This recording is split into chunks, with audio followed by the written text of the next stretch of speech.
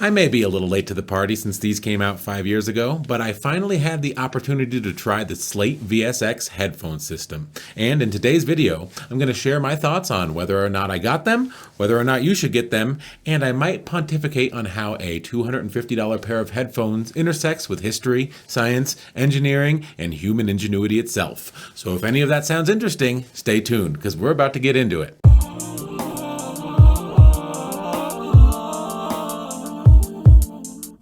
The Slate VSX is a hybrid hardware-software headphone system. When you purchase them, you get the headphones and a suite of modeled listening environments that are provided through software. These environments emulate famous studios, a car sound system, a boom box, club speakers, and other headphones. For additional money, you can add additional listening environments. I should begin by saying that these are not the Slate VSX headphones. I do not have them in my studio. I tried them at a buddy's studio, who is a fantastic engineer, by the way, and he said that the VSX system fit nicely into his workflow and allowed him an excellent choice of extra points of reference in addition to his control room monitoring setup. So take that for what you will. These are the Baribe's over-ear Bluetooth headphones, and I've brought them out because they're the pair of headphones that I own that are, in my opinion, closest to the VSX headphones in appearance and build quality. The VSX felt very affordable to me. There was a whole lot of plastic going on, if you know what I mean, which isn't necessarily bad. You see, for years I used these Sennheiser HD280s, and they have a majority plastic construction as well, and they're still ticking. They've been put out to pasture because I use these ones now for mixing. They're the Beyerdynamic DT990s, and I don't have any complaints about these. But for me, headphones need two things, and I call them the two C's. Comfort and competence. And comfort's as important as competence. I have a pair of Sony MDR 7506s, the classics, but they're uncomfortable. So despite being competent, they never get used. They're the headphones that I make other people use. Because uncomfortable headphones, they're a non-starter for me. So to the credit of Slate VSX headphones, they're comfortable. Way more comfortable than the Sonys, about on par with the Sennheisers, but not as comfortable as the Beyerdynamics, in my opinion. And of course, all of this is going to be individual preference. I have a gigantic head, so comfortable for me may not be comfortable for you. And the Slate VSX are also competent. I feel like if I took the time to learn what reference material sounded like through them, I believe that their audio reproduction, their frequency response, the yada yada yada, it's of a high enough quality that I could trust the mixes that I did with them. But they obviously aren't the type of headphones that you would use without the VSX software. The software that requires iLok, by the way.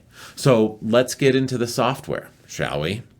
When I tried the VSX, my buddy had paid the extra $100 to get all the rooms, and I cycled through them all, and it was pretty cool.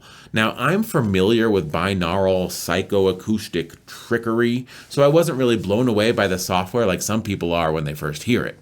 But with the processing that they put on it, it really does make it sound like you're listening to speakers in a room, which is pretty cool.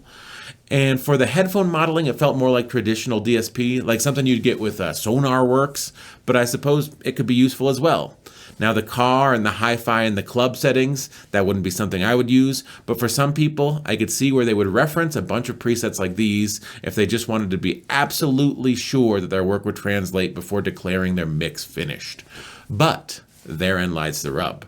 When I switched from HD280s to DT990s, it took me weeks before I felt comfortable making mixed decisions on the new set of headphones.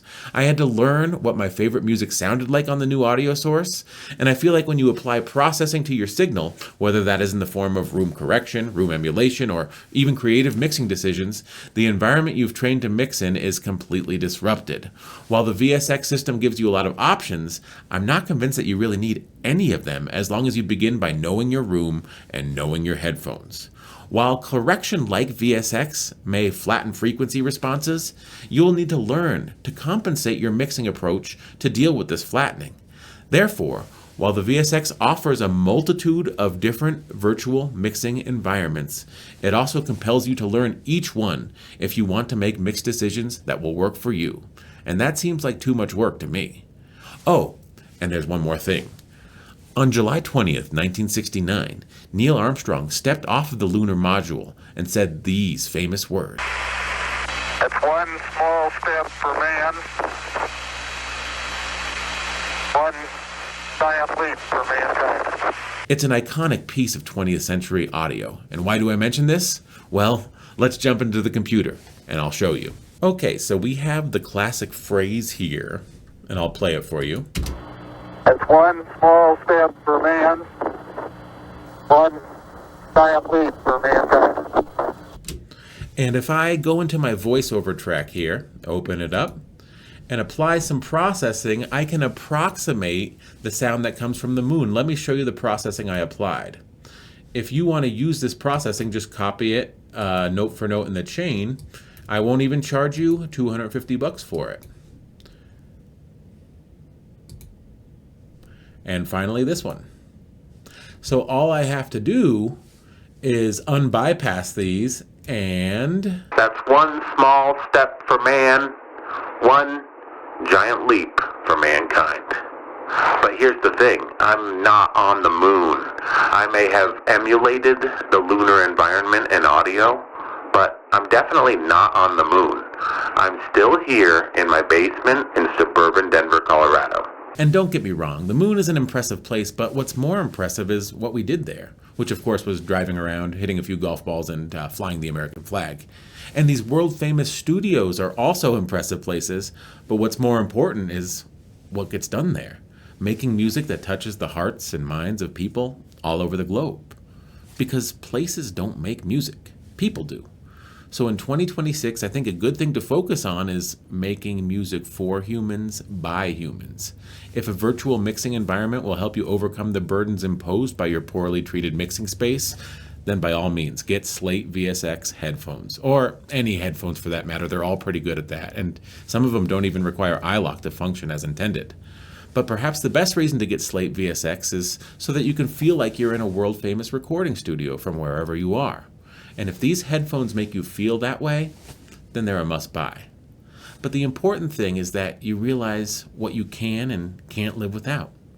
I'll skip VSX for now, but I will continue to make music in my own environment with headphones that don't have any psychoacoustic treatment, because making music is something I can't live without.